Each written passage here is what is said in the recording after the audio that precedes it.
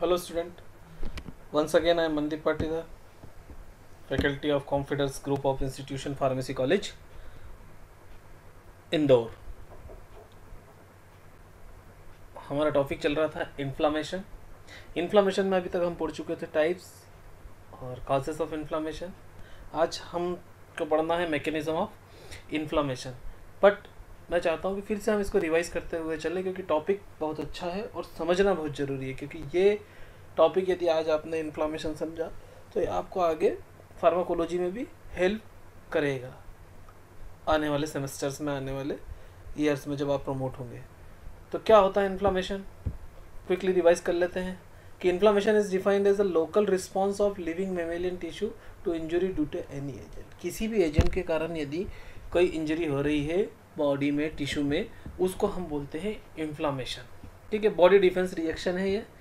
Eliminate और limit the spread of injurious agent, या तो बाहर कर देती है उसको या उसको लिमिट करने की कोशिश करती है। तो जो ये हमारी बॉडी के लिए हेल्पफुल है। कभी कभी ऑटो इम्यून डिसऑर्डर वाली हमने बात करी थी, तब हमारे लिए कुछ प्रॉब्लम ये क्रिएट कर सकती है। क्या क्या कारण हो सकते हैं, जल्दी से एक नज़र डाल लेते हैं। इन्फेक्टिव एजेंट, यदि कोई इन्फेक्शन वाला एजेंट है जैसे bacteria, virus, toxins, fungi, parasites, ऐसे कुछ है, इसके कारण कभी कभी हमको इन्फ्लामेशन हो सकता है। या immunological agent, cell mediated and antigen antibody reaction यदि कुछ हो गई, इम्यूनोलॉजिकल एजेंट हमारे हो गए। Physical agent, heat, cold, radiation, mechanical trauma. ठीक है, केमिकल एजेंट क्या हो गया, ऑर्गेनिक, इनऑर्गेनिक पॉइजन्स हो गए। इनर्ट मटेरियल, कोई फॉरेन पार्टिकल बॉडी में आ गया। इन सब से हमारी बॉडी में इन्फ्लामेशन होता है। अब क्या होता है, साइन ऑफ इन्फ्लामेशन क्या है। इसमें 4 कार्डिनल साइन रखे हैं और 5th वाला जो है साइन वो फंक्शन के लिए रखा है। ठीक है, तो पहला कार्डिनल साइंस क्या हो गया, रूबर मतलब redness, tumor, swelling, calor, heat, dolor, pain. और 5वां साइन जो है वो है फंक्शियोलेसिया, लॉस ऑफ फंक्शन। तो हीट, रेडनेस, पेन, स्वेलिंग और लॉस ऑफ फंक्शन, ये जो है हमारे इन्फ्लामेशन के साइंस है। अब आप यहाँ पर देखेंगे ये एक इन्फ्लामेशन है। केलर, लोकल हाइपरथर्मिया फीवर, ये रहा हो, इसको हाइपरथर्मिया फीवर होगा। रूबर, हाइपरमिया, रेडनेस, ये हो गया पूरा रेडनेस। उसके बाद ट्यूमर, टिश्यू स्वेलिंग, ट्यूमर हो गया, ये टिश्यू स्वेलिंग हो गई। फिर डॉलर, बर्निंग पेन, ये बर्निंग पेन हो रहा है। और आखिरी में आप फंक्शनलेसिया मतलब फंक्शन इम्पेयरमेंट। अब टाइप ऑफ इन्फ्लामेशन की हमने बात करी, मेनली 2 टाइप्स में हमने कैटेगराइज करा है, एक्यूट इन्फ्लामेशन और क्रोनिक इन्फ्लामेशन। जो सडन होता है वो एक्यूट होता है, कुछ घंटों से हुआ है या 2 से 4 हफ्ते का हुआ है, उसको हम एक्यूट बोलेंगे। और क्रोनिक जो कई तकरीबन 1 महीने से या 2 महीने से लंबा सालों तक, कई सालों से चला आ रहा है, उसको हम क्रोनिक इन्फ्लामेशन बोलेंगे। फिर component of acute and chronic inflammatory response. अब इन्फ्लामेशन हो रहा है तो इन्फ्लामेटरी रिस्पांस के लिए क्या क्या चीज़ें रहती है, ये एक कंपोनेंट है। इसमें कनेक्टिव सेल टिश्यू चाहिए, मास्ट सेल का भी काम होता है, मैक्रोफेज रहते हैं, फाइब्रोब्लास्ट रहता है, platelets, lymphocyte, monocytes, endothelial basement membrane, ये जो कोलेजन फाइबर्स, जितनी भी चीज़ें हैं, बेसोफिल्स, मैक्रोफेज, ये सब जो है कंपोनेंट है। किसके कंपोनेंट है, एक्यूट और क्रोनिक इन्फ्लामेटरी रिस्पॉन्स के। मतलब इनके कारण ही इन्फ्लामेशन बॉडी में होगा, वो कैसे होगा हम आगे डिस्कस करेंगे। अब एक्यूट इन्फ्लामेशन की यदि हम बात करते हैं तो the main feature of acute inflammation are accumulation of fluid और and plasma at the affected site. ये हमने पिछली बार भी बात करा था कि प्लाज्मा और फ्लूइड जो होता है वो वहाँ पर एक्यूमुलेट होने लग जाता है। इंट्रावस्कुलर एक्टिवेशन ऑफ प्लेटलेट्स हो जाता है।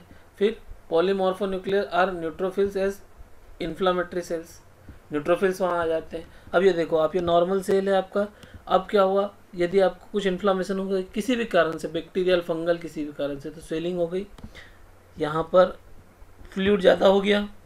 तो ये जो केस है ये इस तरह के इन्फ्लामेशन में होते हैं। एक्यूट इन्फ्लामेशन की बात करेंगे तो इसको हमने फिर 2 पार्ट में डिवाइड किया है। एक है वस्कुलर इवेंट्स, दूसरा है सेल्यूलर इवेंट्स।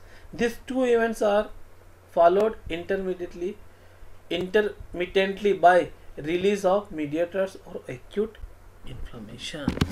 जो आपके पास इंटरमीडिएट्स है, हम आगे बात करेंगे इंटरमीडिएट्स क्या है, इसका पर्टिकुलर एक आपको टॉपिक अलग से दे रखा है कि आपसे मेन एग्जाम में इंटरमीडिएट्स भी पूछ सकते, तो उसकी बात हम बाद में करेंगे। तो अभी एक्यूट इन्फ्लामेशन क्या होता है, उसमें इंटरमीडिएट्स के थ्रू होता है। अब वस्कुलर इवेंट्स की बात करेंगे, तो वस्कुलर इवेंट्स में क्या होगा, अल्टरेशन इन माइक्रोवस्कुलरेचर। माइक्रोवस्कुलरेचर में अल्टरेशन हो गया।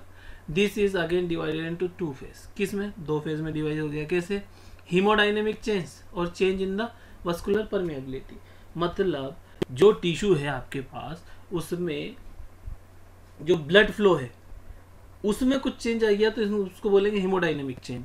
और उसकी परमेबिलिटी में कुछ, उसकी सेल में कुछ चेंज हो गया, सेल मेम्ब्रेन में कुछ चेंज हो गया, तो वहां पर बात करेंगे हम उसकी परमेबिलिटी की। अब देखो यहाँ पर बात करते हैं हीमोडाइनेमिक चेंज की। हीमोडाइनेमिक चेंज क्या होता है, ट्रांजिएंट वेसोकंस्ट्रिक्शन। जब इनिशियली आपको कुछ इंजरी हुई या इन्फेक्शन हुआ या कुछ भी ऐसा फॉरेन पार्टिकल आया जिसके कारण से इन्फेक्शन होना है, तो क्या होगा, वहां पर कॉन्ट्रैक्शन होगा। इमीडिएट वस्कुलर रिस्पॉन्स स्पेक्टली और type of injury mainly arterioles. Arterioles पे क्या होगा, स्टार्टिंग में कंट्रोल वो होगा, ये कितनी देर, 3 से 5 सेकंड या सीवियर में 5 मिनट की। फिर परसिस्टेंट प्रोग्रेसिव वेसोडाइलेशन, 5 मिनट तक कॉन्स्ट्रक्शन हुआ, यहाँ पर देखो ब्लड फ्लो कम हुआ, फिर एकदम वेसोडाइलेशन हो जाएगा। देखो आप वेसोडाइलेशन किस तरह से हो रहा, वेसोडाइलेशन हो गया तो ब्लड फ्लो बढ़ जाएगा, mainly arterioles, other to a lesser extent. ये आधे घंटे में हो जाता है। इसके कारण जब ब्लड फ्लो ज़्यादा हो जाएगा, तो जब ब्लड वहाँ ज़्यादा हो जाएगा तो क्या होगा, रेडनेस और वार्म, वो एरिया हमको गर्म लगने लगेगा। फिर क्या होगा, हीमोडाइनेमिक चेंज की हम बात कर रहे थे, इसमें क्या होगा, प्रोग्रेसिव वेसोडाइलेशन। फिर प्रोग्रेसिव वेसोडाइलेशन होगा, क्या होगा, hydrostatic pressure, transition of fluid into the extracellular space और स्वेलिंग। जो ये स्पेस है देखो आप, यहाँ पर वो जो फ्लूइड है वो इकट्ठा होने लगेगा, जिससे क्या होगा, स्वेलिंग हो जाएगी, स्वेलिंग और स्टेसिस। अब क्या होगा, increase concentration of red cells and दस राइज्ड ब्लड विस्कोसिटी। अब जब फ्लूइड आपका बाहर निकल गया, एक्स्ट्रा सेल्यूलर फ्लूइड हो गया, इंट्रासेल्यूलर फ्लूइड बाहर आ गया, और यहाँ पर रेड ब्लड सेल, ब्लड की कंसंट्रेशन ज़्यादा हो गया, ब्लड ज़्यादा फ्लो हो रहा है, तो रेड ब्लड सेल्स ब्लड में ज़्यादा हो गई, लिक्विड पार्ट बाहर आ गया। जब रेड ब्लड सेल्स ज़्यादा हो गई तो क्या होगा, ब्लड की विस्कोसिटी बढ़ जाएगी। तो इस तरह से यहाँ पर ब्लड की विस्कोसिटी बढ़ जाती है। फिर क्या होगा, ल्यूकोसाइटिक मेरिगेशन। अब क्या होगा, ल्यूकोसाइट जो हमारी बॉडी में रहते हैं, हमारे टिश्यू में, वो बाहर निकलेंगे। Peripheral orientation of leukocytes along the vascular endothelium. Vascular endothelium के साथ जाके ये स्टिक होते हैं। कहाँ होते हैं, stick to the vascular endothelium briefly, पहले जाके स्टिक होते हैं, फिर वापस माइग्रेट हो जाते हैं वहां से। जो ये प्रोसेस रहती है इसको हम बोलते हैं इमिग्रेशन। फिर क्या हो गया, अल्टर्ड वस्कुलर परमेबिलिटी। अब ये सेकंड पार्ट है। पहले पार्ट में क्या करा हमने बात, हीमोडाइनेमिक चेंज की बात कर ली। हीमोडाइनेमिक चेंज में क्या हुआ, ब्लड फ्लो वहाँ पर ज़्यादा हो गया, वहाँ पर ल्यूकोसाइटिक माइग्रेशन हो गया, रेड ब्लड सेल्स ज़्यादा हो गए। रेड ब्लड सेल्स ज़्यादा होने के कारण वहाँ पर क्या हुआ, ब्लड का फ्लो धीरे हो गया। क्यों, क्योंकि रेड ब्लड सेल्स का बेड, वहाँ पर बहुत सारे ज़्यादा रेड ब्लड सेल्स इकट्ठे हो गए, विस्कोसिटी बढ़ गई। तो अब हम बात करेंगे अल्टर्ड वस्कुलर परमेबिलिटी। ये तो ब्लड सेल्स से और रेड ब्लड सेल्स की आती है। अब जो टिश्यू है उसकी परमेबिलिटी चेंज हो रही है, या वहाँ जो हाँ टिश्यू है उसकी परमेबिलिटी चेंज कर रहे हैं हम, तो क्या होगा, accumulation of oedema fluid, interstitial compartment which comes from blood plasma by escape through the endothelial wall of the peripheral vascular bed. जो एंडोथेलियल वॉल है उसमें गैप हो जाता है, जिसके कारण से जो अंदर का मटेरियल है वो बाहर आ जाता है, जिससे एडिमा हो जाता है। Escape of fluid is due to vasodilation and consequent elevation in hydrostatic pressure transudated. Hydrostatic pressure बढ़ जाता है, subsequently the characteristic inflammatory oedema appears by the increase vascular permeability of microcirculation exudate. मतलब जब ये सब कहानी होती है, जब वस्कुलर परमिएबिलिटी बढ़ेगी, अभी अपन हम लोग आगे डायग्राम देखेंगे, उसमें मैं पूरा क्लियर आपको बताऊंगा कि क्या होता है वस्कुलर परमिएबिलिटी बढ़ गई तो क्या होगा। ये नॉर्मल कंडीशन है। अब नॉर्मल कंडीशन में आप देखिए प्लाज्मा प्रोटीन ये हमारा है, ये हमारा जो है सेल्स है, ठीक है। अब देखिए आप क्या हुआ, फ्लूइड लीकेज हुआ। जब आपके पास ट्रांसड्यूटेड कंडीशन आई, इस कंडीशन में क्या हो गया, ऑस्मोटिक प्रेशर कम हो गया, अब फ्लूइड बाहर जाने लगा। एक्सडेट में क्या हुआ, एक्सडेट में हुआ कि वेसोडाइलेशन हो गया, वेसोडाइलेशन हो गया, वेसोडाइलेशन होने के कारण क्या हो गया, ये देखो गेप। अब इंटर इंडोथीलियल टिश्यू की जो बीच की गेप है वो बढ़ गई, जिससे ये जो प्रोटीन है वो माइग्रेट हो गया और जो लिक्विड है वो बाहर आ गया। अब वस्कुलर परमेबिलिटी किस कारण से बढ़ती है और कैसे बढ़ती है, mechanism of increased vascular permeability. अब इसमें यदि हम बात करते हैं तो कंसंट्रेशन ऑफ इंडोथीलियल सेल्स किस पे डिपेंड करेगा, इंडोथीलियल सेल्स जो है उसके कंसंट्रेशन पे डिपेंड करेगा, बराबर। यदि यह 50 सेल है और 5 सेल है तो डिफरेंस आएगा। रिट्रैक्शन ऑफ इंडोथीलियल सेल्स पे डिपेंड करेगा, direct injury to endothelial cells पे करेगा, डायरेक्ट इंजुरी तो नहीं हो रही, endothelial injury mediated by leukocyte. अब कभी कभी क्या होता है, ल्यूकोसाइट के कारण भी जो ये सेल है हमारी यहाँ पर इंजुरी हो जाती है। अब लीकनेस एंड न्यू वस्कुलराइजेशन की कंडीशन क्या है, ये आपको देखना पड़ेगा। अब देखो यहाँ पर mechanism of increased vascular permeability, gaps due to endothelial contraction, endothelial contract हुआ उसके कारण से गेप हो गया वेसोएक्टिव मीडिएटर्स के कारण, ये देखो। तो इससे क्या होगा, परमिएबिलिटी चेंज हो जाएगी, परमिएबिलिटी चेंज हो जाएगी तो जो इंटरनल मटेरियल है वो बाहर, लिक्विड बाहर आ जाएगा, जिससे क्या होगा, इडीमा हो गया।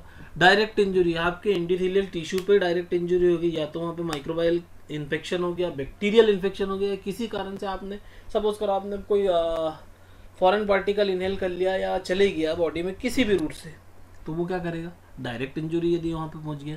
ल्यूकोसाइट डिपेंडेंट इंजुरी, ये जो हमने बात करी थी कि क्या होता है कि कभी कभी ऐसा होता है कि हमारा ऑटो इम्यून डिसऑर्डर में, तो वहाँ पर क्या होगा, उसने आपकी टिश्यू को डैमेज कर दिया।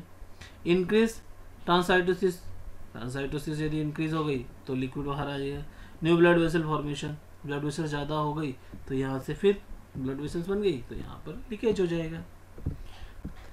Contraction of endothelial cells affects venous exclusively, endothelial cells develop temporary gaps. अब इंडोथीलियल सेल ने क्या करा, टेम्परेरी गेप बना लिया। अब ये गेप बन गया तो क्या हो गया, जो लिक्विड जो फ्लूइड है वो बाहर आ गया, mediated by the release of histamine, bradykinin and other chemical mediator. जैसे ही हिस्टामिन, ब्रेडिकाइनिन और अदर जो केमिकल मीडिएटर है, हम आगे पढ़ेंगे कि जो मीडिएटर है इन्फ्लामेशन के वो रिलीज होते हैं बॉडी से, तो उसके कारण से क्या हुआ,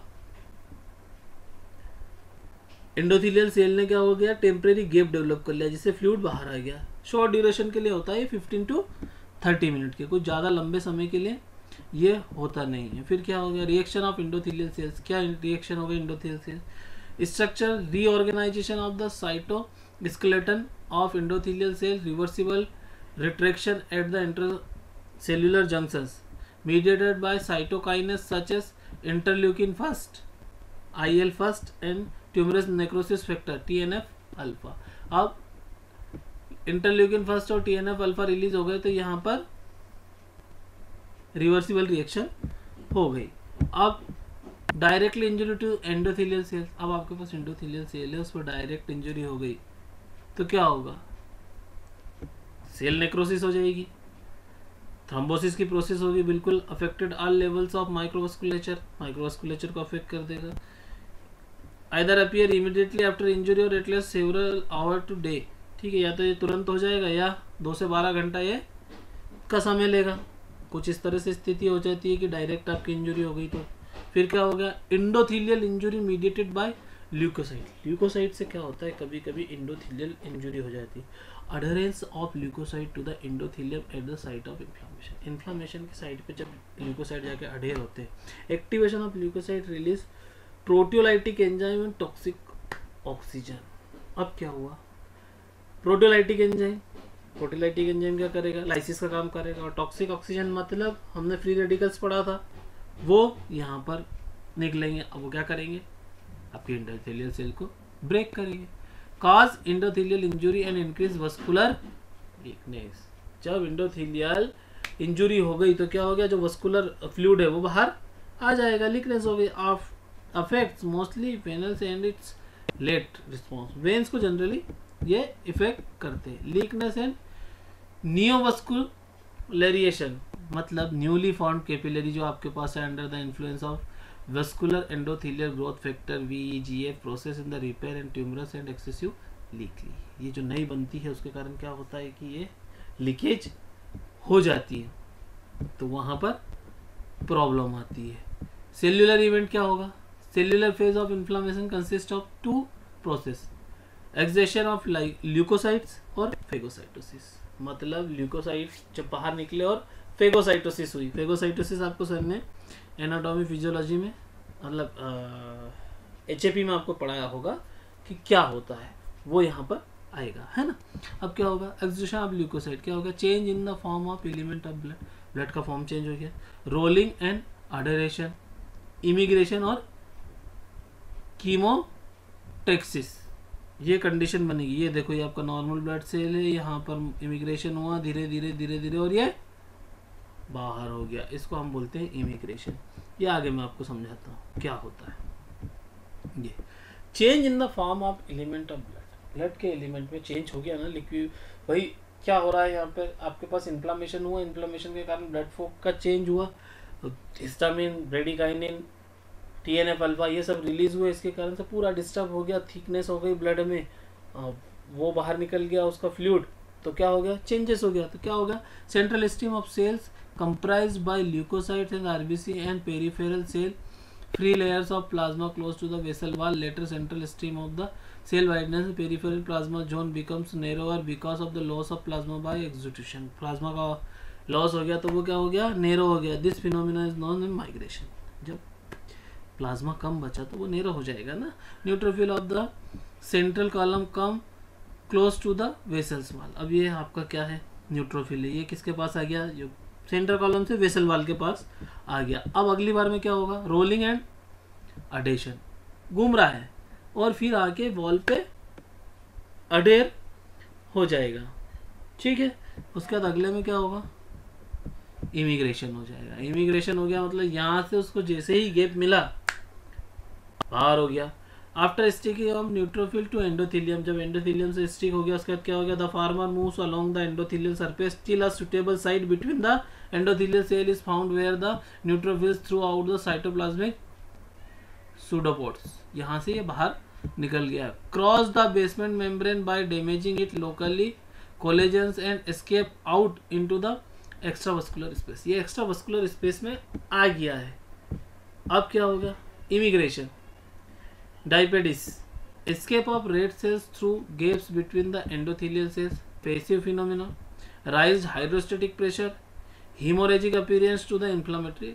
hemorrhagic appearance हो गया कि भाई रेड ब्लड सेल यदि बाहर आ गई तो hemorrhagic appearance हो गया। फिर chemotaxis, after extra vesiting from the blood, leukocyte migrate towards site of infection। अब ये ल्यूकोसाइट कहाँ गया, माइग्रेट कहाँ कर गया, जहाँ साइट ऑफ इन्फेक्शन है। Injury along the chemical gradient by process called chemotaxis. इस प्रोसेस को हम बोलते हैं chemotaxis. They have cross several barriers, endothelium basement membrane, perivascular myofibroblast and matrix. Potent chemotherapeutic substance of chemokines for neutrophils. अब leukotriene, B4, LTB4, arachidonic acid metabolites, component of, ये सब चीज़ें वहाँ पर साइटोकाइनेस, इंटरल्यूकिन्स, ये सब रिलीज हो गए। अब क्या हो गया, event of execution of leukocytes. ये कुछ इस तरह से, ये ल्यूकोसाइट है आपका, इस तरह से ये काम करेगा। अब फेगोसाइटोसिस, फेगोसाइटोसिस में क्या होगा, the process of engulfment of solid particulate material by the cells. Cells जो है वो सॉलिड पार्टिकल को खा जाती है। जो मेन 2 प्रोसेस होती है, polymorphic nuclear neutrophils PMNS, early to acute inflammatory response also known as macrophage. इसको हम मैक्रोफेज बोलते हैं। मैक्रोफेज क्या हो गया, circulating monocyte and fix tissue monocellular phagocytosis, ये सबसे ज़्यादा होते हैं। This phagocytic cell release proteolytic enzyme, proteolytic enzyme release हो गया, लाइसिस करे क्या, तो क्या होगा, lysozyme, protease, collagenase, elastase, lipase, proteinase, gelatinase and acid hydrolysis, इतने सारे आपके पास एंजाइम है। फिर फेगोसाइटोसिस में क्या है, फेगोसाइटोसिस हमने पढ़ी है, सर ने आपको पढ़ाया, इसको ज़्यादा समय नहीं लूंगा। The microbe undergo the process of phagocytosis in the following 3 step, recognization and attachment, engulfment, killing and degradation. ये आपका है, इस तरह से देखा, ये हुआ और डिग्रेडेशन कर दिया। Recognization and attachment, phagocytosis essentially by the expression of surface receptor देखा ऑन मैक्रोफेज का जो सरफेस रिसेप्टर है उस पे आएगा, बाइंड होगा, इस further enhance when the micro organism are coated with specific protein opsonins establish a bond between bacteria and the cell membrane of the phagocyte cell, इसमें बॉन्ड बन जाता है, AGG और C3 भी ये बॉन्ड बनेगा, उसके बाद ये अंदर जाएगा, ये हमने पढ़ रखा है। इंगल्फमेंट क्या हो गया, उसको अंदर ले लेगा, फॉर्मेशन ऑफ साइटोप्लाज्मिक स्यूडोपोड्स बन गया around the particles due to activation of actin filaments around cell walls, cell wall के आसपास ये फिलामेंट आपका बन गया। Eventually plasma membrane gets lysed and fuse with nearby lysosomes, phagolysosome. अब phagolysosome यहाँ पर होते हैं, अब फेगोसाइटोसिस आपकी हो जाएगी। इसका killing and degradation, killing and degradation में क्या होगा, killing of MCO take place by the antibacterial substance for the degraded by hydrolytic enzyme, ये डिग्रेडेशन हो गया। ये सब आपने HAP में पढ़ा है। डिस्पोजल ऑफ माइक्रो ऑर्गेनिज्म क्या हो गया, इंट्रासेल्युलर मैकेनिज्म से होगा और एक्स्ट्रा सेल्युलर मैकेनिज्म से होगा। आपके पास जो माइक्रो ऑर्गेनिज्म है उसका डिस्पोजल भी तो करना है, किल हो गया, अब क्या करना है, उसको डिस्पोज करना है ना बॉडी में से, तो कैसे करेंगे, oxidative bactericidal mechanism by oxygen free radical, जो हमने फ्री रेडिकल की बात करी थी वो यहाँ पर काम आएंगे। MPO dependent, MPO independent, oxidative bacterial mechanism by lysosomal granules, non oxidative bacterial mechanism extracellular granules और इम्यून मैकेनिज्म। अब इंट्रासेल्युलर मैकेनिज्म में क्या होगा, kill microbes by oxidative mechanism and less of a non oxidative pathway, मतलब oxidative mechanism सबसे कम होता है, नॉन ऑक्सीडेटिव पाथवे।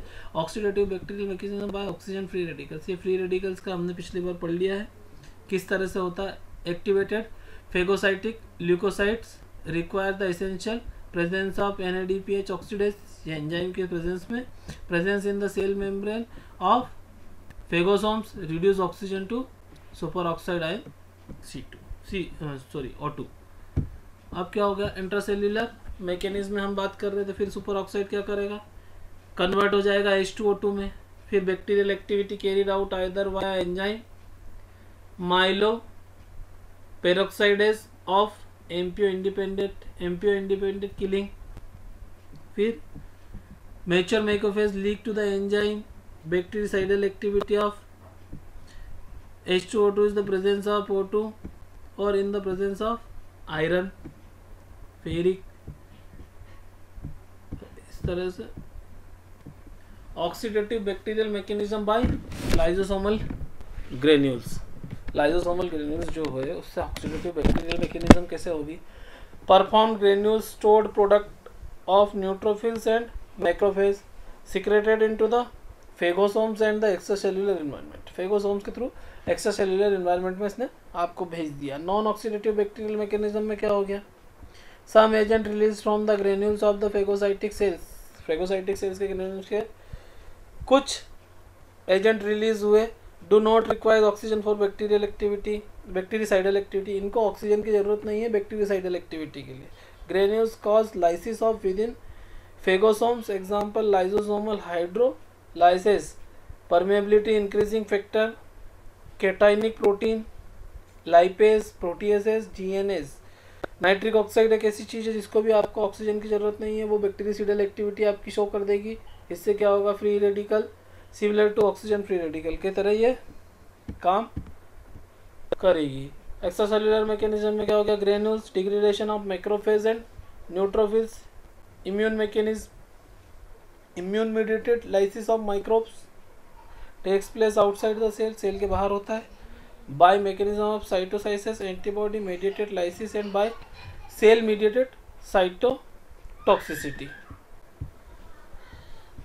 अब ये फेगोसाइटोसिस ये सब हमने पढ़ रखा है, फिर भी आप देख लो कि ये सेल बॉन्ड होगा, यहाँ से बैक्टीरिया अंदर गया, ये डिस्ट्रॉय हो गया, इस तरह से फेगोसाइट होगा। अब क्या है आउटकम्स ऑफ एक्यूट इन्फ्लेमेशन, क्या हुआ, resolution, restoration of normal limited injury, chemical substance utilisation, okay, normalisation of waste permeability, appropriate inflammatory cells, lymphatic drainage, heating by scars, tissue destruction हो गया, फाइब्रिनोसिस इन्फ्लामेशन, इस तरह से आपका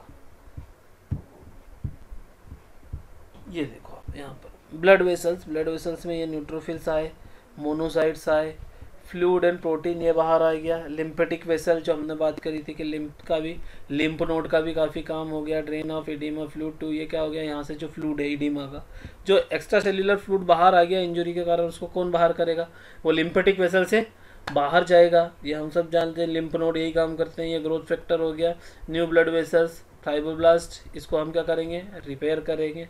यहाँ पर इंजुरी हुई ना तो इसको रिपेयर करना पड़ेगा, ये नेक्रोटिक टिश्यू है, इसको क्या होगा, मैक्रोफेज इंगल्फ करेंगे और इसको बाहर निकालेंगे। तो हमारा टॉपिक आज यहाँ पर ख़त्म हुआ। इसके आगे हम क्या बात करेंगे, इंटरमीडिएट जो बनते हैं आपके किसके बीच में, हमारा जो इन्फ्लामेटरी मीडिएटर है उनकी हम कल बात करेंगे। आज का टॉपिक हमारा यही ख़त्म होता है। Thank you very much.